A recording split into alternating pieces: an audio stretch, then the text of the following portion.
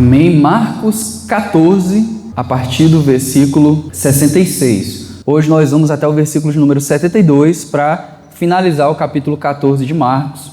Nós vamos falar sobre a negação de Pedro. O título desse sermão é O Rei e as Lágrimas de Pedro. Vamos ler o texto bíblico? Vamos ler com fé a palavra do Senhor. Estando Pedro embaixo, no pátio, uma das criadas do sumo sacerdote passou por ali. Vendo Pedro a aquecer-se, olhou bem para ele e disse: Você também estava com Jesus, o Nazareno. Contudo, ele negou, dizendo: Não o conheço, nem sei o que você está falando. E saiu para o alpendre. Quando a criada o viu lá, disse novamente aos que estavam por perto: Esse aí é um deles. De novo ele negou. Pouco tempo depois, os que estavam sentados ali perto disseram a Pedro: Certamente você é um deles, você é galileu. Ele começou a se amaldiçoar e a jurar: Não conheço o homem de quem vocês estão falando. E logo o galo cantou pela segunda vez. Então Pedro se lembrou das palavras que Jesus lhe tinha dito: Antes que 2 vezes cante o galo, você me negará 3 vezes. E se pôs a chorar. Vamos orar, meus irmãos. Senhor, te louvamos por tua palavra, nos permite avançar acerca do que temos trabalhado nessa sessão que apresenta a morte e ressurreição do nosso Salvador. Nos permite mergulhar agora, ó Deus, nessa relação entre Jesus e Pedro, para colhermos disso aquilo que precisa, aquilo que é necessário para confrontar o nosso coração, para confortar o nosso coração, para nos advertir, para nos encorajar, para nos consolar. Fala conosco, ó Deus. Aliás, continua a falar conosco. A tua palavra já foi lida, tua voz já foi ouvida nesse momento. Continua falando conosco, ó Deus, através do sermão. Torna aquilo que foi explicação razoável e fiel ao texto, palavra propícia para a nossa edificação. Em nome de Jesus. Amém. Meus irmãos, nós temos aqui o Rei e as Lágrimas de Pedro, como falamos como título. Estamos diante de um momento em que Marcos fecha aquele sanduíche, né? O sanduíche marcano. Você deve lembrar, o sanduíche marcano é quando Pedro traz um tema de início, como se fosse o primeiro pão. Depois ele traz ali um conteúdo no meio, que é o centro da passagem, é o que dá mais sentido para a passagem. E ele fecha com um tema que é igual o primeiro. E nesse sanduíche marcano, nós começamos lá no versículo 53, com a chegada de Jesus ao Sinédrio. Ele chega e Pedro é mencionado. Então, Pedro não é acidentalmente mencionado. A figura de Pedro vai ser importante no desenvolvimento. No meio, nós vimos o julgamento de Jesus. É a passagem central desse sanduíche, dos versículos 55 até o 64. Basicamente foi o sermão passado. E hoje nós temos o retorno para fechar esse sanduíche, que é a reintrodução de Pedro na passagem. Pedro acompanhava de longe, Jesus foi julgado diante do Sinédrio e agora Pedro é inserido, cumprindo aquilo que Jesus havia profetizado acerca dele.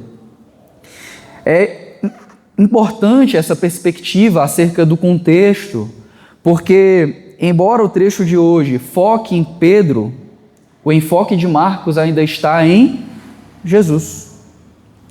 A apresentação de Pedro aqui é para nos trazer um contraste entre Jesus e entre Pedro.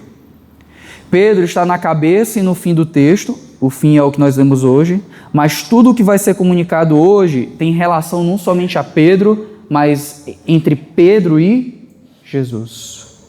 Acerca daquilo que Jesus está fazendo, em contraste com aquilo que Pedro está fazendo. e trazendo para nós uma luz de redenção gigante. Porque embora os dois estejam em trajetórias contrárias, aquilo que Jesus faz, ele faz em favor de Pedro. Amém, irmãos? Esse contraste é apresentado para nós com várias figuras que eu quero destacar antes de ir para a exposição do texto. Primeiro que Jesus está no Sinédrio, o Sinédrio está no andar de cima. E o texto é apresentado para a gente no versículo 66, dizendo que Pedro está no andar de baixo. É apresentado para a gente que Jesus ele está realizando a vontade do Pai, ele está no centro da obra de redenção. E Pedro está, como disse o nosso texto anterior, ele está vendo tudo ao longe.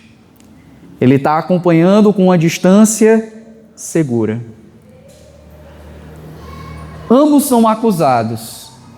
Pedro é acusado por uma mulher e ele nega.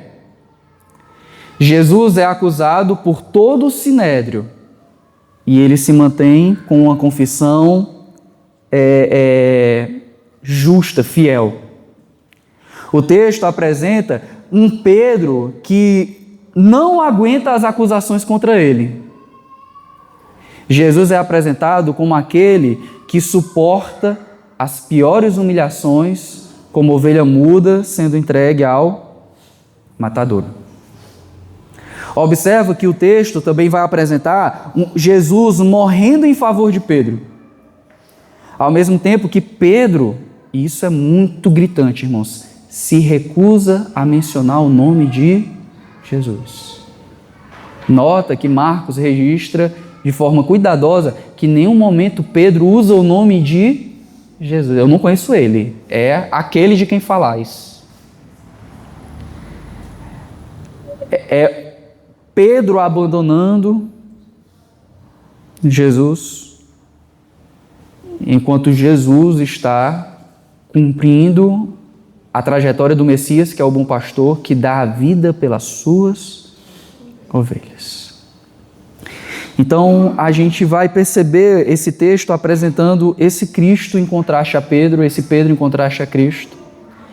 E cabalmente finalizando o domínio, a soberania de Jesus sobre tudo o que está acontecendo. Jesus falou que um dos 12 iria traí-lo, e Judas o traiu. Jesus falou que todos o abandonariam e todos o abandonaram. E Jesus falou que o Pedro que disse que ia morrer por Jesus, que não negaria 3 vezes, mas morreria por ele, ou morreria com ele, agora está vendo o cumprimento amargo de que realmente ele não é quem ele pensava que ele era. Por isso nós cantamos, como ninguém me conhece, eu quero que você guarde a letra. Ele não era quem ele pensava que ele era quem Jesus disse que ele era.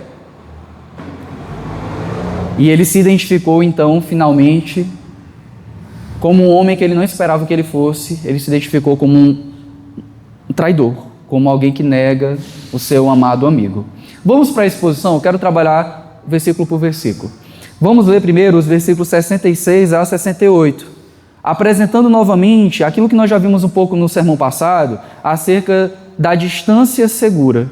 Só que eu quero mostrar agora o cumprimento da distância segura até a negação. Vamos ler novamente.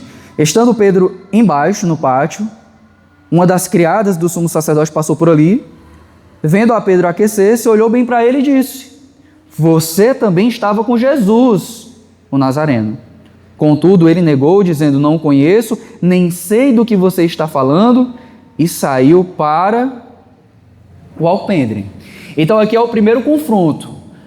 Nesse primeiro confronto é uma serva do sumo sacerdote que se encontra com Pedro, e ela de alguma forma identifica ele.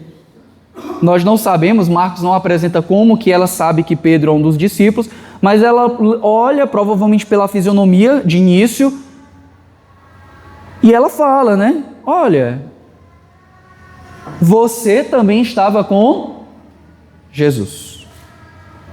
E ela, como alguém que habita o Sinédrio, ela tem uma qualificação de Jesus pejorativa, porque Nazareno não era uma forma positiva de mencionar as pessoas, tá? Imagina aquela localidade que você não gosta e você lembra que alguém é de lá. Então, você estava com Jesus, o Nazareno. Então veja que a negação de Pedro tem a ver com o nome de Jesus, mas também nega, inclusive, a origem ali de Jesus. Mas essa é a palavra dela, olha, de forma depreciativa. Você é um deles, você estava com Jesus, que é o Nazareno. A reação de Pedro é o quê? É negar. Mas não é só negar. Não. Pedro não quer ser identificado com Jesus. Nota que a negação de Pedro é que ele não quer ser conectado com Jesus. Veja, como é que ele diz aqui, ó? Eu não o... Meu irmão, é duro, né? Não a gente lê isso. Pedro. Eu não o conheço. Diante da serva do sumo sacerdote, eu não o conheço. E mais do que isso, ele finge nem entender a pergunta, porque ele quer se sair, né? Ele quer sair de uma situação perigosa, comprometedora. Lembra que ele está acompanhando uma distância segura, então qualquer tipo de aproximação e identificação com Jesus o compromete. E para sair, né? Como é que o pessoal diz, né? Sair à francesa? Não sei como é que o pessoal fala que tem uma forma de sair diplomaticamente. Aí como é que ele fala? Eu não estou entendendo o que você está dizendo. Aí ele sai e ele vai para a fogueira, né? Ele sai da fogueira, né? Ou seja, ele vai para a escuridão, porque na fogueira dá para ver a fisionomia dele. Então ele vai lá para o alpendre, ele vai para o pórtico, ele sai do pátio onde ele está se aquecendo, está todo mundo vendo o rosto dele, então já me identificaram pelo rosto, deixa eu sair daqui. Aí ele vai para um pouco mais distante. Por quê? Porque ele não quer ser identificado. Aí diz o nosso texto no versículo 68, né? Nem sei, saiu para o alpendre. Em versículo 69 diz, né? Quando a criada ouviu lá novamente, disse aos que estavam por perto, esse é um deles. De novo ele negou. Na sua tradução talvez diga, aí no versículo 68 diz que o galo cantou pela primeira vez, né? Entre colchetes, né? Porque é uma disputa de crítica textual, tá bom? Alguns dos primeiros manuscritos não tem, então coloca com colchetes. Mas veja que se é um acréscimo ou não casa com aquilo que Jesus falou, né? O galo vai cantar 2 vezes. Então, um dos copistas colocou, olha, quando ele terminou de negar a primeira vez, o galo cantou. E aí o texto nos leva para um segundo momento. O momento da escalada na negação. Você concorda comigo que Pedro já negou? Concorda? Já negou. Pedro andar a uma distância segura de Jesus, a gente viu no sermão passado, que era o primeiro passo para a negação. Mas agora é o cumprimento disso. Andar de forma a não se comprometer com Jesus leva inequivocadamente ou inequivocamente à negação. Pedro nega Jesus. Só que ele não só nega, aí vem o segundo momento. Essa negação escala de uma forma trágica. Olha o versículo 69 ao 70. Quando a criada ouviu lá, porque ele fugiu, né, e a criada de alguma forma, imagina, né, não, eu tenho certeza que ele é um dos seguidores, ela provavelmente acompanhou e confirmou, né? Quando a criada ouviu lá, disse novamente aos que estavam por perto, esse aí é um deles. De novo ele negou. Então a serva começou a insistir aos que estavam ali no alpendre, no pórtico. Ela começou a não falar só a Pedro, ela falou para os presentes, olha pessoal, esse daqui é um deles. Veja que primeiro ela disse assim, ó, você estava com Jesus. E agora a afirmação dela é, você estava com eles. Então ela identifica Pedro não somente com Jesus, mas com os seguidores de Jesus. Mais ou menos assim, se fosse hoje, né? Ô fulano, você é cristão? Não, nem conheço. Cristo, o que é isso? Estou entendendo o que você está dizendo? Não, sai. O segundo momento é, ei, você é crente, né? Crente? Não sou crente não ando com esse povo não. 2 formas de se identificar com Jesus, mas uma diretamente com Jesus e outra de se identificar com o povo que anda com Jesus. Mas nas duas situações, Pedro nega. E é interessante, porque no português é um pouco diferente, mas no grego aqui, quando diz, né, no versículo 69, que novamente ele negou, é a ideia de que ele estava negando, entendeu? É mais ou menos, se fosse no português, uma tradução possível seria assim, ó, Pedro negava. Entendeu? Colocando já uma decisão no passado, tipo, ele negava. Ele continua negando, né? Ele continua negando. Ele não só negou duas vezes, é a ideia de que a projeção dele, né? A inclinação dele era de negar. Pedro negava. E agora, veja que ele não só responde à mulher, ele não nega para um indivíduo, porque a mulher o expôs aos presentes. Então, ele traz a negativa diante de um grupo. Aquele Jesus que está sendo fiel diante de um grupo, tem como seu discípulo conhecido Pedro, né? Que ele que é conhecido como primeiro entre iguais, sendo aquele que nega diante de uma mulher e que nega também diante de um grupo. E essa negação é mais incisiva. Nota a forma que ele nega, né? Marcos nem registra as palavras. Marcos só diz que a negação dele é algo contínuo. Ou seja, é algo mais incriminador. É mais incriminador. Porque uma coisa é você negar uma vez, cai em si, né? Ah, foi um descuido, vacilei, né? Como diz o Neymar no Twitter, né? Fui moleque. Não, Pedro negava. Diante de uma outra situação, com mais pessoas, ele negava. Por isso que vale a pena a gente lembrar quem é Pedro. Pedro falou, eu estou disposto a morrer por você. Eu estou disposto a morrer com você. Pedro, tu não consegue ficar acordado. Não é isso que Jesus fala para ele? Aí agora o Pedro, esse homem que morreria com Jesus, é o que diz, eu não o conheço. Não sei o que você está falando. Vocês estão falando coisas que eu nem entendo. Estou disposto a matar, cortar a orelha, a ferir se necessário para que o Senhor não seja preso. E a única coisa que a gente vê Pedro matando até agora é a sua própria identidade como seguidor de Jesus. Não conheço e eu não me identifico com os seguidores dele. E a única coisa que Pedro está salvando é a sua própria pele. Posso morrer contigo? Não. Quando o negócio aperta, deixa eu me salvar aqui. Deixa eu escapar. E aí o texto vai para uma terceira parte aqui de forma direta, né? Em que nós temos o abismo da negação. Nos versículos 71 e 72. Diz assim... Vamos ler o final do 70, né? Pouco tempo depois, os que estavam sentados ali disseram a Pedro, certamente você é um deles, você é Galileu. E ele começou a amaldiçoar e a jurar, não conheço o homem de que vocês estão falando. Só até aqui, daqui a pouco a gente lê o 72. Mas veja que o cenário fica muito mais dramático, né? Os que estavam ali meio que cercam Pedro, e eles não têm dúvidas de que Pedro é um seguidor de Jesus, porque o sotaque de Pedro acusa.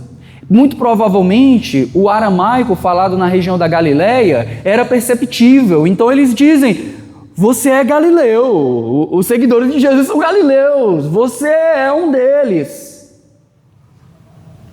Diante da pressão daquelas pessoas, né, que o cercam, que inequivocamente percebem que Pedro é um seguidor de Jesus, não tem mais como negar.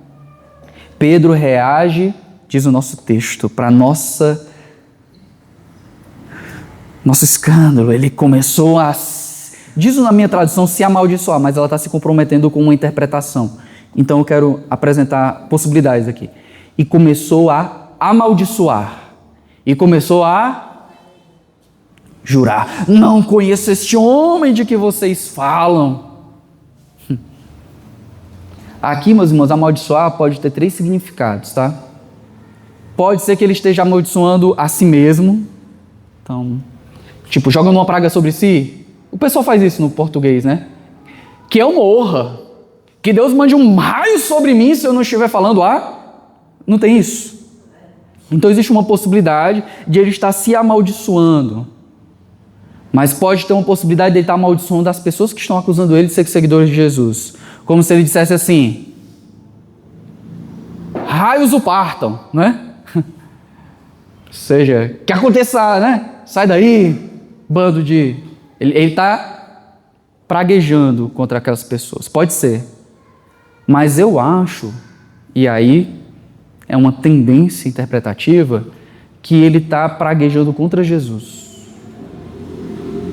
Que uma forma de ele se desvincular totalmente da identificação com Jesus, é que ele usa palavras contra Jesus para tentar mostrar, eu não posso ser um seguidor dele. Olha o que eu falo.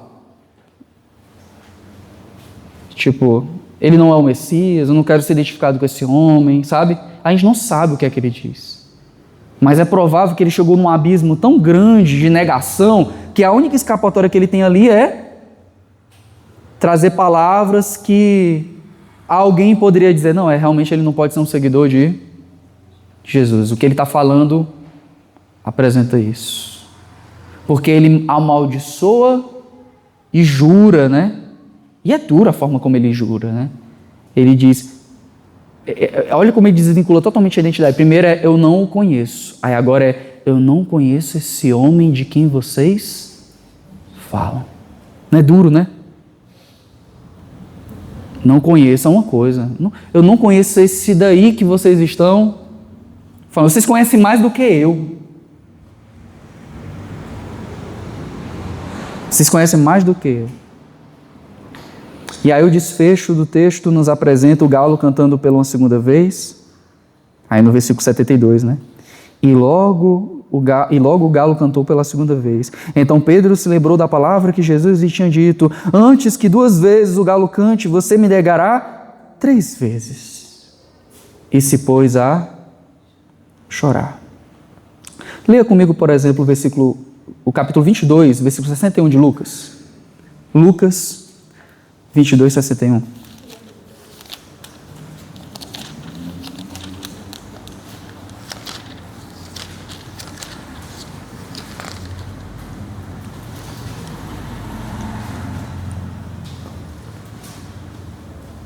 Versículos 60 e 61. Pedro respondeu: homem, não sei do que você está falando.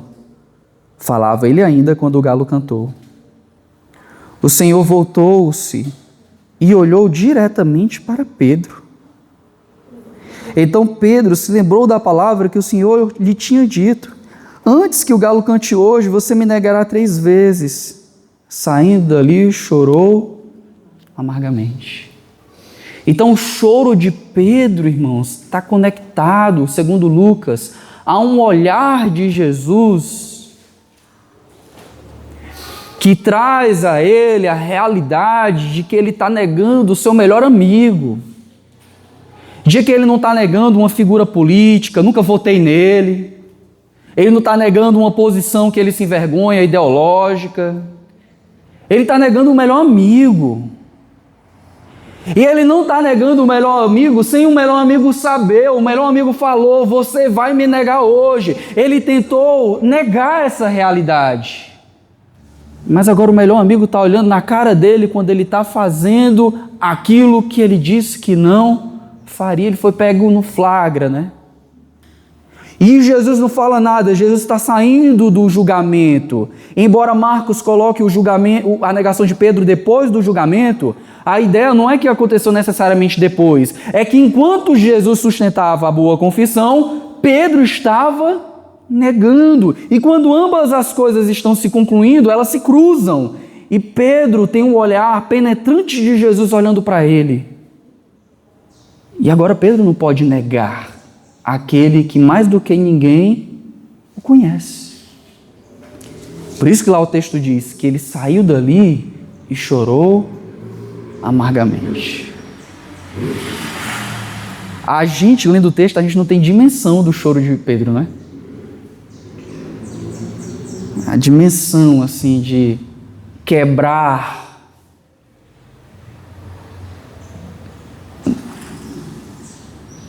um relacionamento, né? A esse ponto de ele chorar, ele cair, né?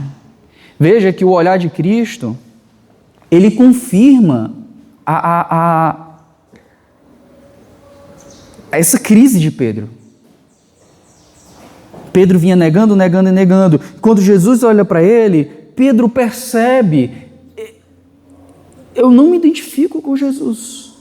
O que eu estou fazendo é isso, é me desidentificar. O que eu estou fazendo é isso, eu estou dizendo que eu não sou quem eu pensava que era, alguém que é fiel até o fim. Quem eu sou, na verdade, é alguém que nega.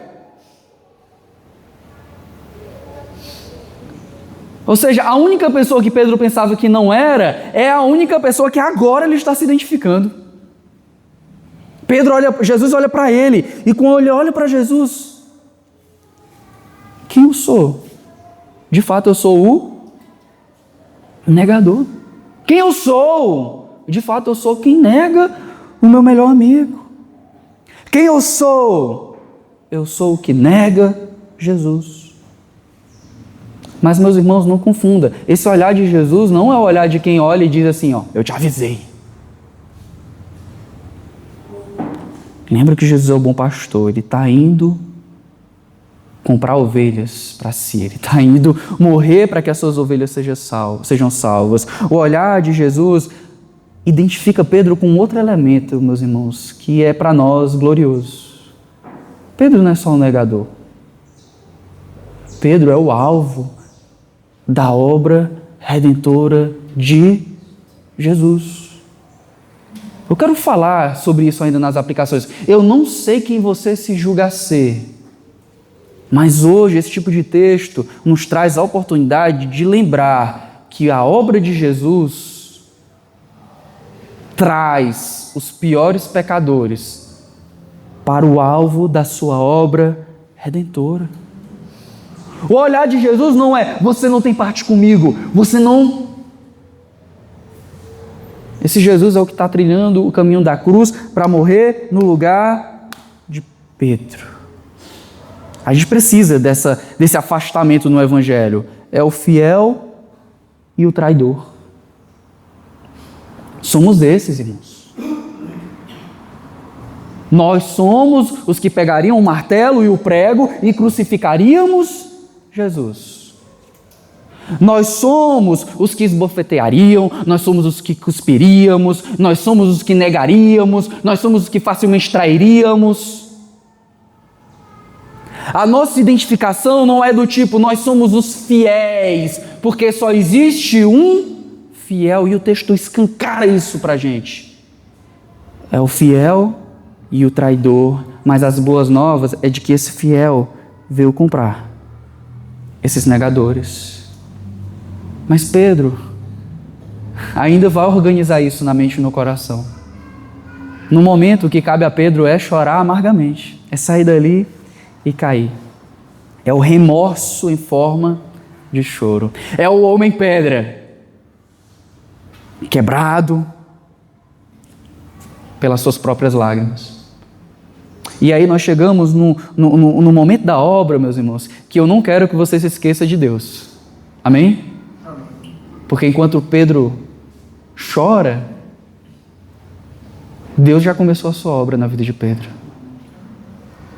Enquanto Pedro cai naquele choro, meus irmãos, existe algo que o Evangelho de Marcos não vai desenvolver com tanto detalhe, mas a gente vai pegar emprestado de outros evangelhos, a realidade de que Deus está trabalhando na vida de Pedro, e esse Pedro que negou é o Pedro que vai começar a almejar, vai começar a esperar, vai começar a aguardar uma oportunidade de reconciliação, uma oportunidade de perdão.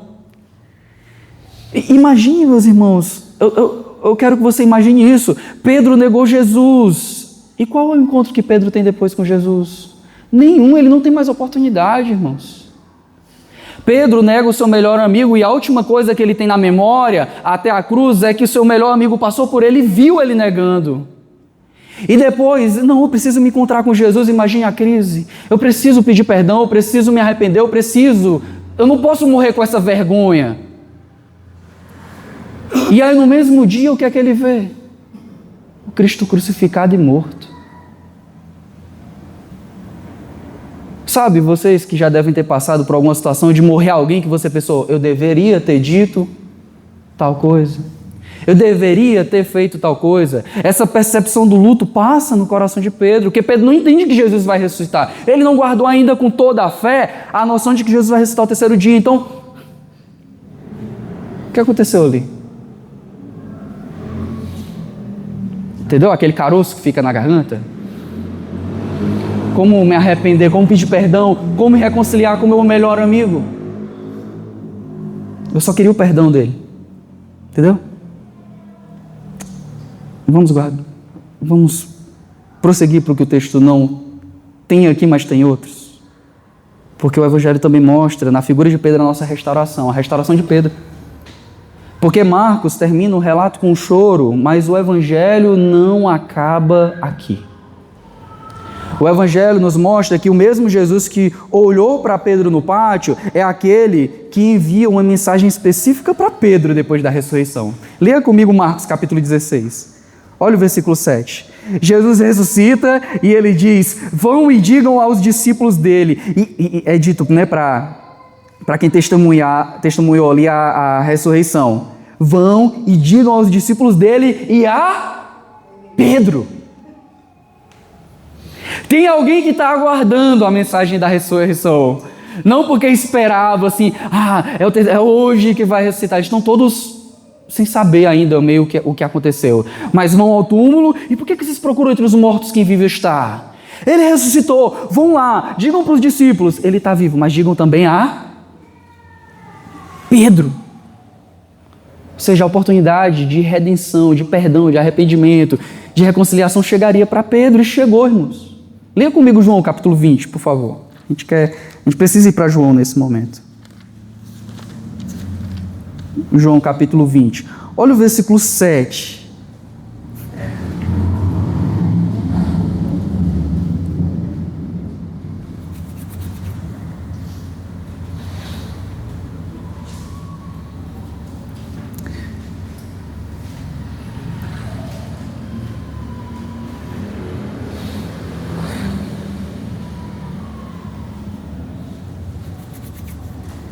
A seguir, Simão Pedro vinha atrás dele, chegou, entrou no sepulcro, viu as faixas linhas, versículo 7. Bem como o lenço que estivera sobre a cabeça de Jesus, ele estava dobrado e separado. Jesus tem, Pedro tem, ele sabe, agora eu tenho esperança, posso ter reconciliação. Olha o versículo, capítulo 21 agora, versículo 6. Tem alguém que está conversando com eles à margem da praia, eles ainda não sabem quem é. Versículo 5. No capítulo 21. Ele lhes perguntou, filhos, vocês têm algo para comer? E eles responderam, não. Ele disse, lancem a rede do lado direito do barco e vocês encontrarão. Eles a lançaram e não conseguiram recolher a rede, tal era a quantidade de peixe. Isso aqui já aconteceu antes, né? Então vem um estalo. Quem foi que deu esse comando? Então vem o versículo 7. O discípulo a quem Jesus amava disse a Pedro, é o Senhor. Simão Pedro, ouvindo dizer isso, vestiu a capa, pois havia tirado, e lançou-se ao mar. Daí Jesus, chegou o grande dia. Deixa eu descer desse barco. Diz o texto que os outros pegaram um barquinho para voltar para a praia. Pedro foi, botou só a capa, né? Estavam pescando ali à vontade e tal. Chegou o dia. Mas Jesus ainda dá um tempo. Calma, Pedro, calma. Não é calma, Tiger, né? Calma, Pedro. E aí no capítulo 21, do versículo 15 ao 17, nós vemos Jesus confrontar a tríplice negação de Pedro com uma tríplice restauração. Veja os versículos comigo, do 15 ao 17, do capítulo 21 ainda.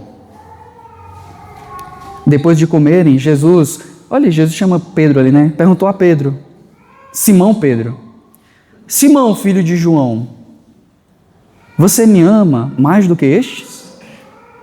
Pergunta engraçada, né, irmãos? Curiosa. A gente está acompanhando o Evangelho, está já no capítulo 16 de Marcos, a gente sabe, tanta coisa está embutida aqui, né? Você me ama mais do que estes? Disse ele, sim, Senhor. Tu sabes que eu te amo.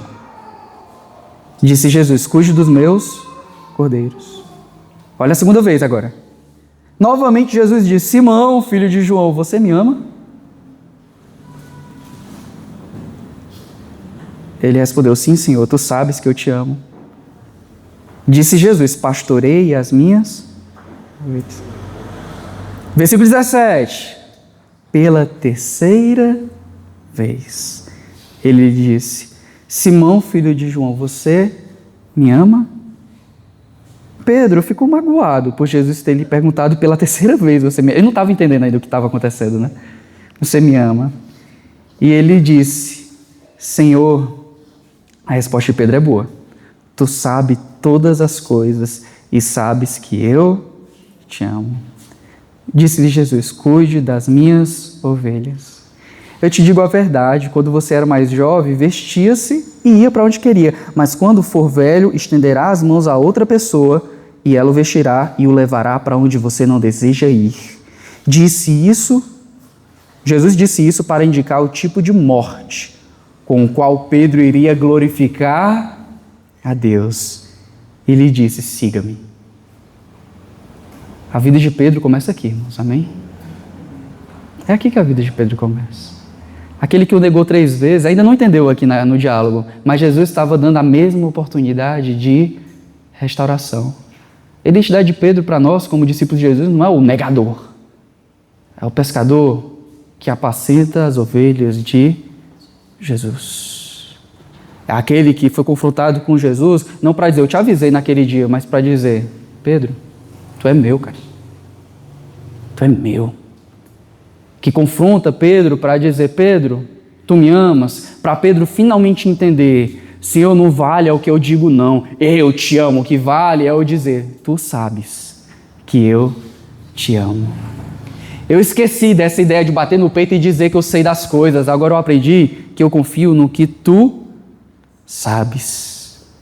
Eu confio que quem sabe mais de mim, agora eu entendi, é o Senhor quem me fez.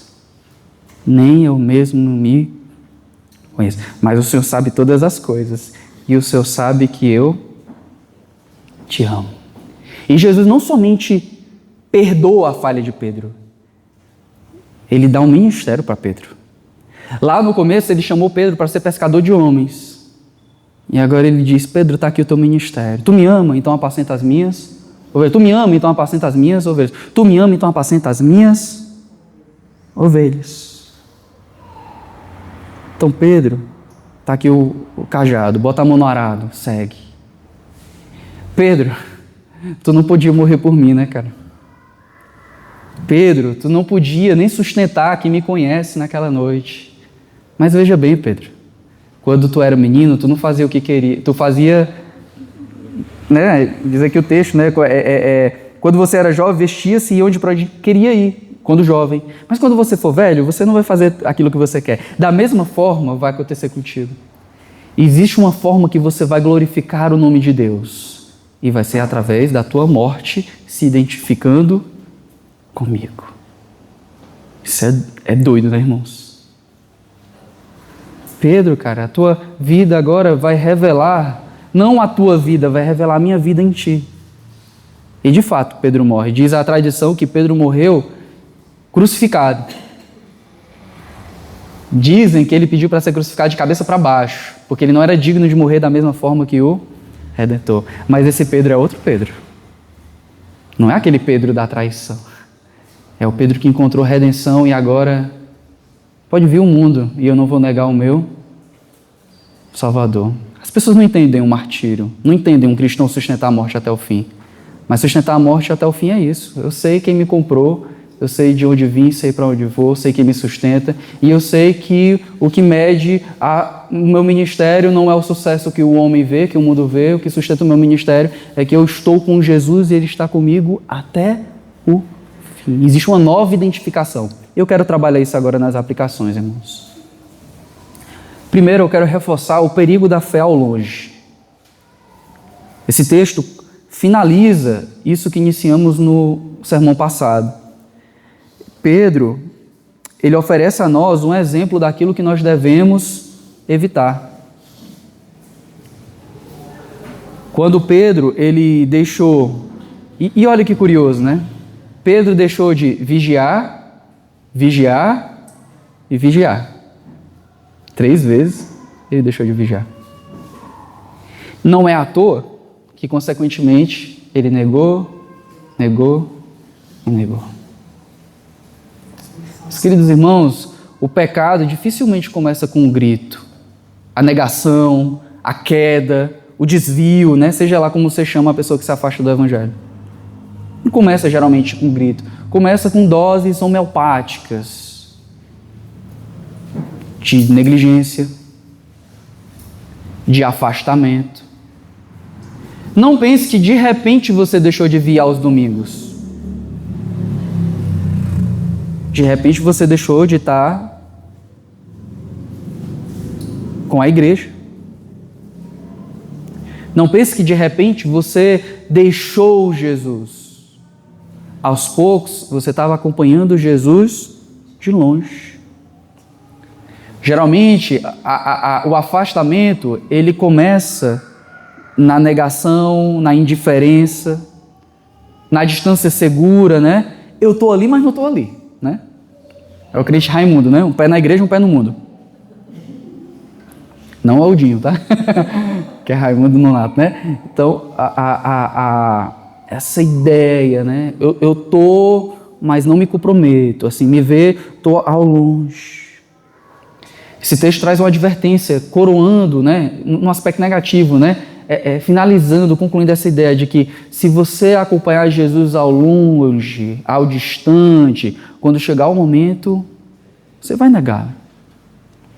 Você vai dizer, não, eu não me identifico com ele. Esse texto foi lido pelos irmãos de Roma, passaram por perseguição, e ele vem com uma advertência para lembrar os irmãos: vigiem e orem. Vigiem e orem para que vocês não caiam em tentação, para que vocês não neguem o Senhor.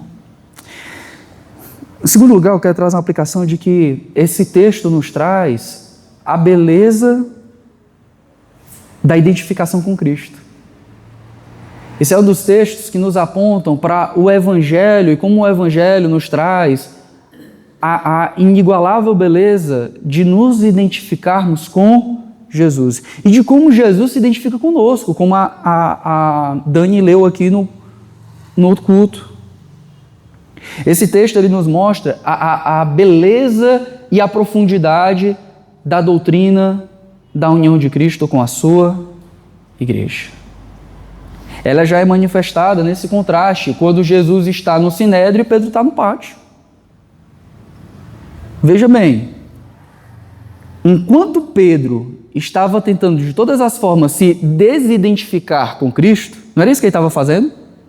Eu nego, eu não conheço, eu não sei de quem vocês estão falando, não estou entendendo o que você está falando, eu praguejo, eu amaldiçoo. Isso para salvar a sua pele. Jesus insistia em se identificar com Pedro. Porque no sinédrio, Jesus está voluntariamente se entregando para salvar a alma de Pedro. No tribunal e na cruz, lembra da cruz, infâmia, vergonha e dor. Jesus assume ali o lugar do negador, ele assume o lugar do transgressor.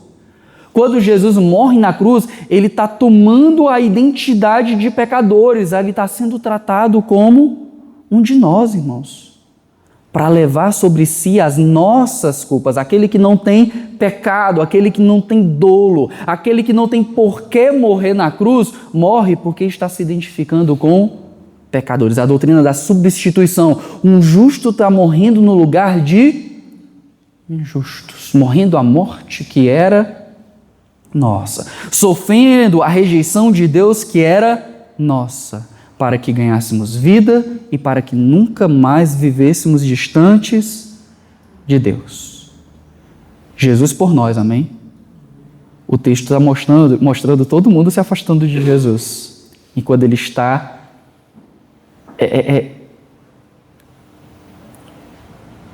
cabalmente comprando um povo para si.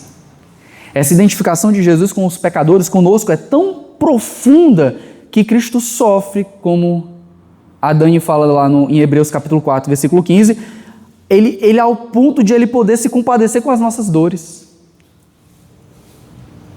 Minha filha, você está passando por um momento deprimido na sua vida, eu sei o que é angústia no Getsêmani. Você sabe o que é perder? Eu sei o que é perder. Você sabe o que é empobrecer? Eu sei o que é empobrecer. Eu sou rei da glória, encarnei como ser humano. Você sabe o que é humilhação? Eu sei. Eu posso me compadecer de você em todas as suas dores. Você foi violentado? Eu fui. Você foi abandonado? Eu fui. Você foi castigado? Eu fui. Você está enfrentando um momento de dores? Eu fui. Você precisará morrer por amor a mim? Antes eu morri por você. Não existem dores que passemos as quais Ele não possa se identificar conosco. Essa é a beleza do Evangelho, de um Deus, de um Cristo que sabe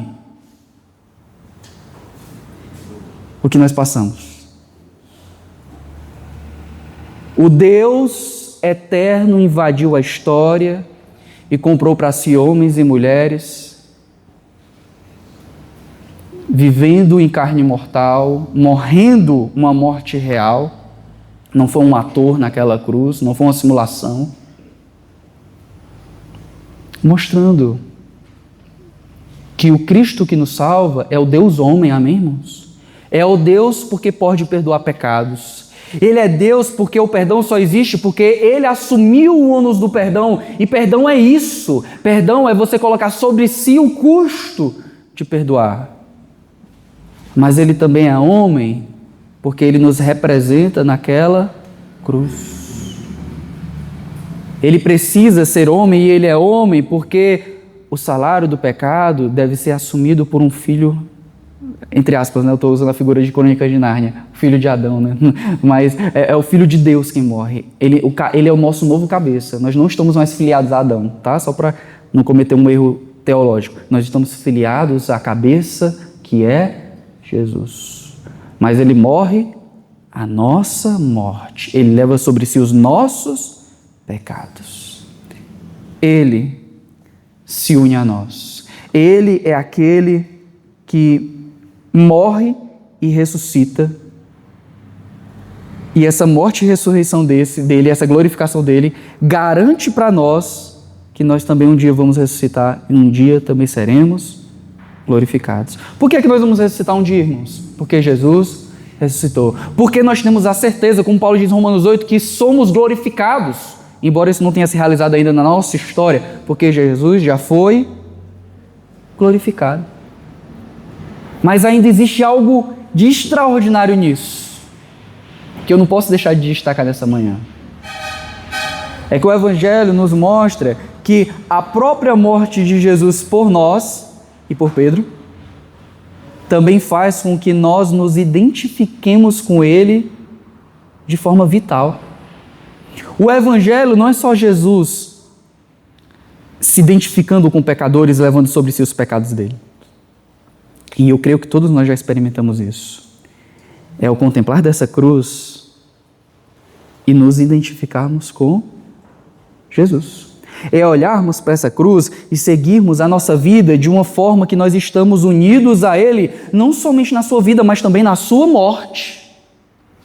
Romanos capítulo 6 diz que quando Ele morreu, nós morremos com Ele. E quando Ele ressuscitou, nós ressuscitamos juntamente com Ele. Estamos unidos com Jesus.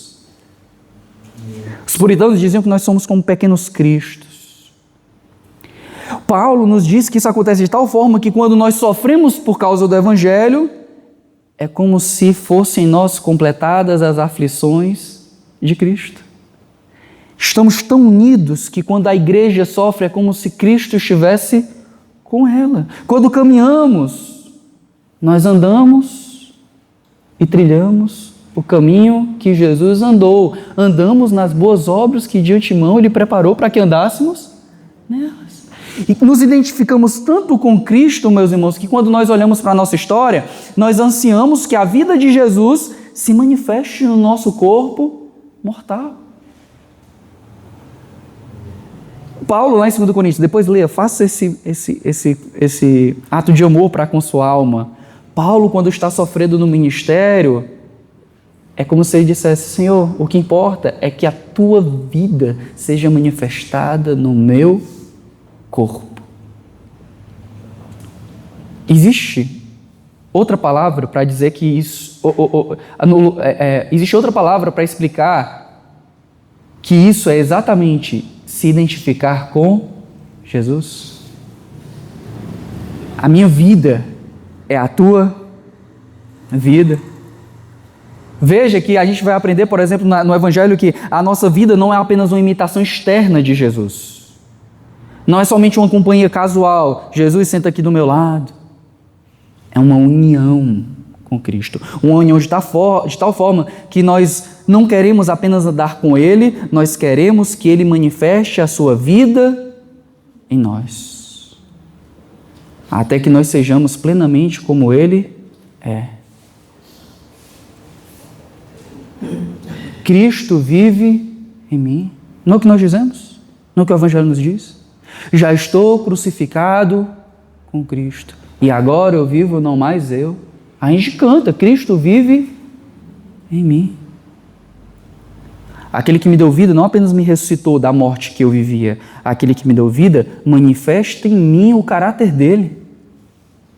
Então eu busco me identificar não com, se a gente tivesse mais jovens, não com o Neymar, não com fulano Toguro, etc. Nós queremos nos identificar com Jesus. O mais bacana da nossa vida é quando alguém diz: não que tu está parecendo fulano de tal. Quando diz: cara, eu vejo as marcas de Jesus em você. Busco me identificar com Ele. E uma última aplicação, irmãos. Só são 3 hoje. É que esse texto nos apresenta de forma gritante a esperança da restauração. O exemplo de Pedro traz para nós um consolo profundo. E é profundo porque diferencia a vida de Pedro da de Judas, por exemplo. Porque Judas, ele termina em indiferença. Judas termina em desespero, não em busca de restauração. Pedro, embora chore amargamente, ele aguarda ansiosamente o momento da restauração, o momento do perdão, o momento da restauração. Lembra isso, meu irmão, lembra isso, minha irmã, que quando o nosso pranto chegar e ele vier consigo trazendo arrependimento, esse choro não deve ser para a morte, esse choro deve ser para a vida. Não é chorar porque um dia você pecou, você vai pecar. Pega uma certeza, anota aí no teu diário, você vai pecar. Mas lembra, você não se identifica somente com o homem que negou no pátio. O Evangelho não te chama apenas para ser como aquele que caiu em negação naquele pátio, mas como aquele que é restaurado na medida e transbordante em relação ao pecado que você cometeu. Os cristãos em Roma leram isso e provavelmente eles pensaram: esse Pedro que nós conhecemos é esse Pedro aqui. Já foi esse Pedro aqui. Esse Pedro que nós conhecemos não vive à luz de quem era. Esse Pedro que nós conhecemos, ele vive à luz do que Jesus fez por ele. Aqueles irmãos em Roma que receberam o Evangelho de Marcos, muitos provavelmente negaram Jesus, irmãos. A pressão de Nero era gigante. E olhar para o testemunho de Jesus na vida de Pedro é lembrar: não chegou o fim para a gente. Não chegou o fim para a gente. É possível prosseguirmos. Lembra não me lembro quem é um Marte, mas tem um Marte que ele nega Jesus. Ele nega, mas não foi o fim. Ele se arrepende, ele tem um encontro com Jesus, e quando vem um momento semelhante ao anterior, ele se entrega ao martírio, sabendo que é o seu Redentor. Né?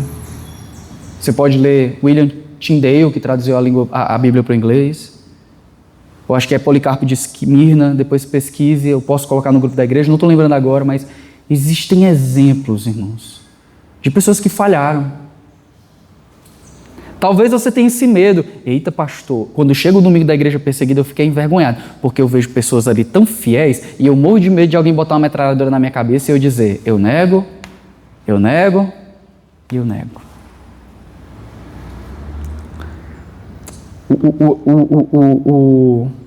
Você já negou. Você não vai negar, não. O Evangelho traz essa certeza. Existe perdão para aqueles que caíram. Existe oportunidade real de arrependimento, de perdão e de reintegração ao serviço para aqueles que um dia se afastaram. Pedro, tu me amas. Pedro, tu me amas. Pedro, tu me amas. Pedro, apacenta minhas ovelhas. Pedro, apacenta minhas ovelhas. Pedro, apacenta minhas ovelhas. Pedro, está aqui uma grande oportunidade para ti. Morrer em favor. Morrer se identificando comigo. Veja, isso não é um salvo-conduto para negligência, não é para ser, eu vou pecar, não. É para você lembrar, nós temos um Redentor que cobriu a imensidão dos nossos pecados. É lembrar-se de que quando você pecar, é porque talvez a sua vida não esteja integralmente entregue a Cristo. E quando Pedro entendeu o que é a redenção, ele entregou a sua vida totalmente a Jesus. Num momento, ele podia entregar somente até a força. E quando ele é restaurado, ele pode entregar até a sua vida. Esse rei que perdoou Pedro é o mesmo rei que hoje pode nos levantar do chão do pátio, quando nós estamos chorando amargamente. E dizer para nós, né? Apacenta as minhas ovelhas. Volta, serve, ama, experimenta a vida que eu tenho para ti. Amém? Vamos orar, irmãos? Vamos ficar em pé, vamos encerrar.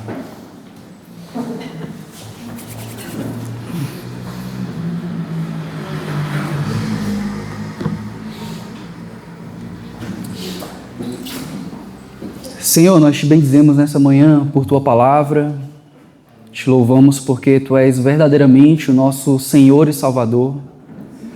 Tu és aquele que não largou a nossa vida, ainda que Satanás queira nos peneirar, o Senhor é aquele que intercede por nós e nos sustenta até o fim. Essa foi tua promessa a Pedro, lá no Evangelho de João. Pedro, Satanás quer te peneirar. Pedro, Satanás quer te destruir, mas eu intercedi por ti. E nós te louvamos, ó Deus, porque tu não permitiu que a nossa alma fosse entregue irremediavelmente ao pecado, mas o Senhor nos chamou da morte para a vida. Aleluia. O Senhor nos comprou quando nós ainda éramos pecadores, o Senhor nos transportou para o reino do Filho do teu amor, em quem temos a redenção, a remissão dos pecados.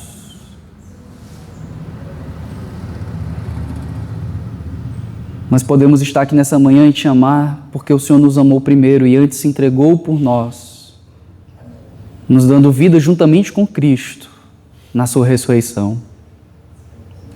Porque nós podemos viver uma vida não de cativeiro, uma vida não de fardos impossíveis de serem carregados. Nós podemos viver uma vida que é a vida que tu, teu Filho, constrói em nós. Nessa manhã nós queremos apresentar, ó Deus, diante de ti, os nossos pecados, ó Deus. Queremos apresentar a nossa desobediência, o nosso orgulho, a nossa soberba.